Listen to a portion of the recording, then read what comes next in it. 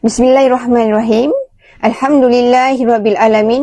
Assalatu wassalamu ala asyrafil anbiya'i wal mursalin wa ala alihi wa sahbihi ajmain.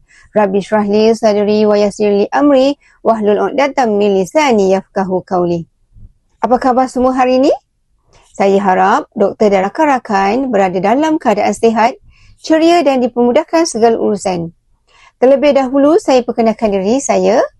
Saya Haryanti binti Sulaiman, nombor matrik 8205191456140001. Saya pelajar daripada OUM Cawangan Johor Bahru. Terima kasih kerana memberi peluang kepada saya untuk membentangkan tajuk pada hari ini, iaitu konsep khiyar dalam jual beli menurut fiqh muamalat serta aplikasinya dalam transaksi moden. Melalui pembentangan ini, saya akan menghuraikan secara ringkas tentang konsep khiyar dalam fiqh muamalat, jenis-jenis khiyar serta contoh aplikasinya dalam transaksi muamalat pada masa kini. Dalam dunia yang semakin moden dan dipacu oleh teknologi digital, urusan jual beli kini menjadi semakin mudah dan pantas. Hanya dengan beberapa sentuhan di telefon pintar, seseorang boleh membeli pelbagai barangan melalui platform dalam talian tanpa perlu bersemuka dengan penjual. Perubahan ini menunjukkan bahawa sistem perdagangan telah berkembang daripada kaedah tradisional kepada pelbagai bentuk transaksi moden seperti jual beli dalam talian, tempahan produk serta kontrak keuangan digital. Salah satu konsep penting dalam fiqh muamalat ialah khiyar, iaitu hak yang diberikan kepada penjual dan pembeli untuk membuat sama ada ingin meneruskan ataupun membatalkan sesuatu transaksi jual beli. Konsep ini bertujuan memastikan setiap urusan perdagangan dijalankan secara adil, telus dan berasaskan persetujuan bersama. Di samping melindungi kedua-dua pihak daripada sebarang kerugian, penipuan atau ketidakadilan dalam transaksi. Konsep khiyar secara umumnya, khiyar bermaksud hak pilihan yang diberikan kepada penjual atau pembeli sama ada untuk meneruskan atau membatalkan akad jual beli yang telah dilakukan. Konsep ini bertujuan memastikan setiap transaksi berlaku atas dasar kerelaan dan persetujuan bersama tanpa sebarang unsur paksaan atau penipuan. Hal ini selaras dengan firman Allah SWT dalam surah An-Nisa ayat 29 yang bermaksud, Bismillahirrahmanirrahim.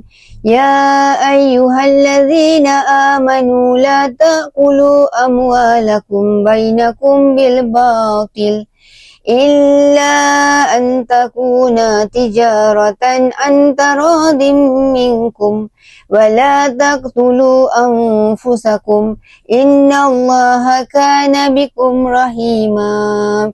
Wahai orang-orang yang beriman, janganlah kamu memakan harta sesama kamu dengan cara yang batil, kecuali dengan perniagaan yang berlaku secara suka-sama suka antara kamu. Jenis-jenis khiyar, menurut para fuqaha, khiyar dalam jual beli terbahagi kepada 3 jenis utama, iaitu 1. Khiyar majlis, 2. Khiyar syarat dan 3. Khiyar aib. Ketiga-tiga jenis khiyar ini memainkan peranan penting dalam memastikan setiap urusan jual beli dilaksanakan secara adil, telus dan beretika. Di samping melindungi hak penjual dan pembeli daripada sebarang unsur penipuan atau ketidakadilan dalam urusan sesuatu transaksi. Khiyar majlis. Khiyar majlis merujuk kepada hak pilihan yang diberikan kepada penjual dan pembeli untuk meneruskan atau membatalkan akad jual beli selagi kedua-dua pihak masih berada dalam majlis akad atau tempat transaksi tersebut berlangsung. Hak ini akan gugur apabila penjual dan pembeli telah terpisah atau meninggalkan majlis akad tersebut.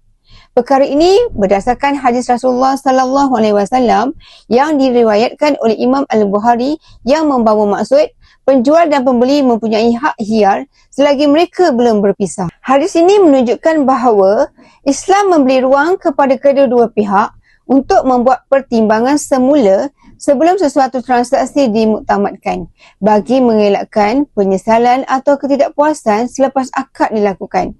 Sebagai contoh, seseorang membeli sehelai baju di sebuah kedai. Selagi pembeli tersebut masih berada di dalam kedai dan belum meninggalkan tempat akad, dia masih mempunyai hak untuk membatalkan pembelian tersebut sekiranya berubah fikiran. Khiyar syarat. Khiyar syarat berlaku apabila penjual atau pembeli meletakkan syarat tertentu dalam akad jual-beli yang memberikan tempoh masa kepada salah satu atau kedua-dua pihak untuk membuat keputusan sama ada ingin meneruskan atau membatalkan transaksi tersebut. Menurut para ulama, tempoh khiyar syarat biasa tidak melebihi 3 hari kecuali jika dipersetujui sebaliknya dan tidak bercanggah dengan syarat. Sebagai contoh, seseorang membeli sepasang kasut dan penjual memberikan tempoh 3 hari untuk mencubanya di rumah.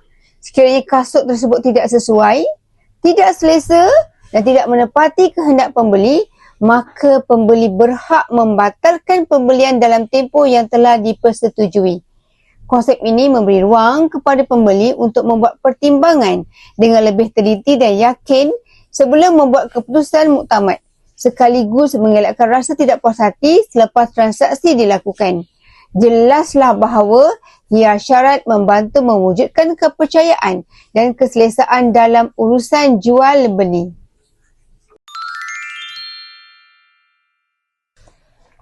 Khiyar aib.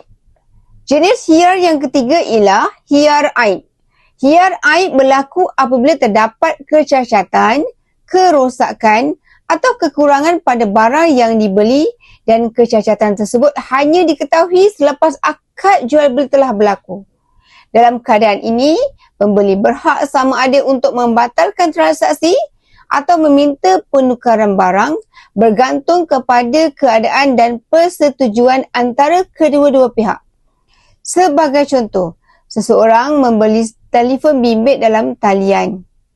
Setelah barang yang diterima didapati baterinya rosak dan tidak berfungsi dengan baik seperti yang diiklankan, dalam situasi ini, pembeli berhak menukarkan khiyar aib untuk memulangkan atau menukarkan barang tersebut. Telefon ni nampak okey je. Iklan cakap baru lagi. Semua function elok. Harga pun boleh tahan. Beli je lah.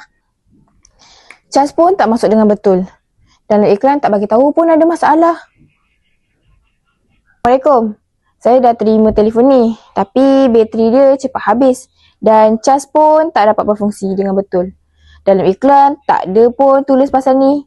Jadi saya nak pulangkan baliklah telefon ni dan minta duit saya balik. Salam, apa masalah telefon ini sebenarnya? Bateri telefon ni cepat sangat habis. Baru guna sekejap dah tinggal sikit. Nak cas pun macam tak masuk betul. Jadi memang susah dah nak guna telefon ni macam biasa. Baiklah, kalau memang ada masalah macam tu, saya terima. Mungkin saya terlepas pandang. Tak apa, awak boleh pulangkan telefon tu dan saya akan refund duit awak sepenuhnya. Terima kasih ya bertanggungjawab. Memang dalam Islam kita kena jujur bila berniaga. Rasulullah pun pernah ajar kita supaya jujur dalam jual beli. Barulah ada keberkatan. Saya minta maaf atas masalah yang jadi ini. Dalam dialog tadi, kita boleh nampak yang pembeli guna hak khiyar aib untuk buat return dan refund sebab barang ada masalah. Aplikasi khiyar dalam muamalat moden, dalam konteks semasa, konsep khiyar masih sangat relevan dan boleh dilihat dalam pelbagai bentuk transaksi moden. Antara contohnya ialah jual beli secara dalam talian atau e-dagang dalam platform seperti Shopee atau TikTok Shop. Pembeli diberikan polisi pemulangan dan bayaran balik sekiranya barang yang terima rosak dan tidak menepati spesifikasi yang diiklankan. Polisi ini selari dengan konsep khiyar aib dalam Islam. Selain itu, dalam urusan sewaan atau ijarah seperti homestay, penyewa berhak membatalkan tempahan sekiranya keadaan rumah tidak seperti yang diiklankan. Ini juga bertetepatan kepada konsep khiyar. Seterusnya ialah tempahan secara deposit atau pre-order, iaitu pembeli membuat bayaran terlebih dahulu dan barang akan diterima pada masa hadapan. Transaksi ini berkait rapat dengan konsep bai'us salam dalam fiqh muamalat, dengan syarat spesifikasi barang dan tempoh penyerahan mestilah jelas. Secara keseluruhannya, aplikasi HIAR dalam transaksi moden menunjukkan bahawa prinsip muamalat Islam bersifat fleksibel, praktikal dan sentiasa relevan dalam menghadapi perkembangan ekonomi dan teknologi masa kini. Hal ini jelas menunjukkan bahawa ajaran Islam bukan sahaja sesuai untuk zaman dahulu, malah kekal relevan dalam dunia moden. Kesimpulannya, akhir kata, semoga perbentangan ini dapat memberikan gambaran yang jelas tentang kepentingan konsep HIAR dalam muamalat Islam serta aplikasinya dalam kehidupan moden. Oleh itu, kefahaman terhadap konsep HIAR sangat penting bagi melahirkan masyarakat yang celik muamalat, berintegriti dan beretika dalam urusan ekonomi.